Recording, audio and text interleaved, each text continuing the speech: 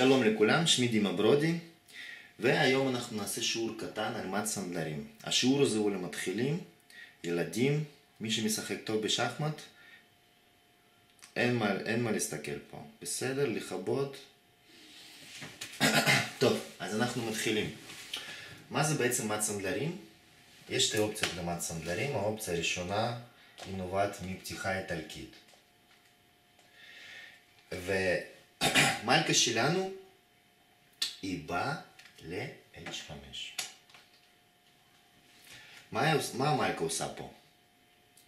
היא מתקיפה גם את החיילצ'יק פה וגם את החיילצ'יק פה. וזה המלכודת שהרבה ילדים פשוט נופלים בה. למה? הם שוכחים. הם חושבים רק על החייל זה או רק על החייל זה. אבל צריך לחשוב על שניהם ביחד. טוב, איזה טעויות קורות פה? טעות ראשונה. אנחנו פשוט אוכלים פה שח ואוכלים את הצריח. כן? גם פרש בבעיה. בקיצור, לשחורים פה משחק פה אבוד. זה טעות ראשונה.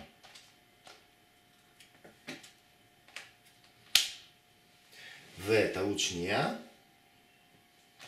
מנסים להגן פה על החייל הזה. ככה או ככה, לא משנה, ופשוט מקבלים מד. טוב, אז זה שתי טעויות הנפוצות במקרה הזה. אז מה צריך לעשות? אופס. פרש נפל, סליחה. אז מה אנחנו עושים פה?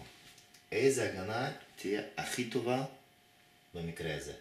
נכון. מלכה באה לפה. היא מגנה עכשיו גם על החייל פה וגם על החייל פה. זהו. עכשיו ללבן אין פה מה לחפש. אפילו אם מביא פרש, לשחור מצב פה מאוד חזק. הייתי מעדיף דווקא לשחק פה הסיטואציה הזאת עם השחורים. טוב, תזכרו.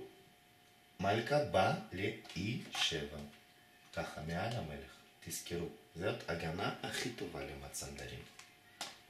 ויש עוד אופציה למד סנדלרים. זה כמעט אותו דבר. אבל עכשיו במקום רץ, מלכה יוצאת ישר לכאן. עכשיו שחורים רואים שהחייל הזה בסכנה. הם צריכים להגן. בוא נגיד ככה.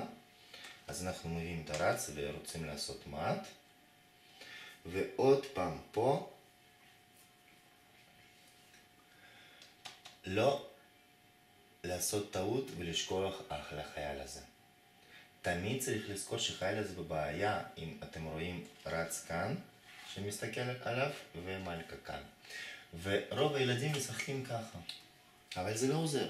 זה ממש לא עוזר. אתם חושבים שאתם מעיפים את המלכה וגם מתקיפים את החייל? לא, אתם מקבלים מד. זהו. חד וחלק. לא לעשות את הטעות הזאת.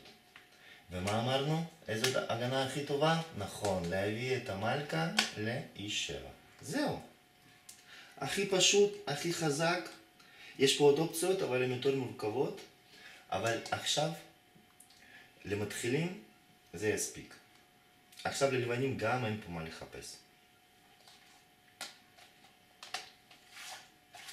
טוב. אז היום דיברנו על מד סנדלרים. איזה הגנה הכי טובה יש. ואני מאחל לכם לנצח וליהנות מהמשחקים שלכם. תודה רבה ולהתראות.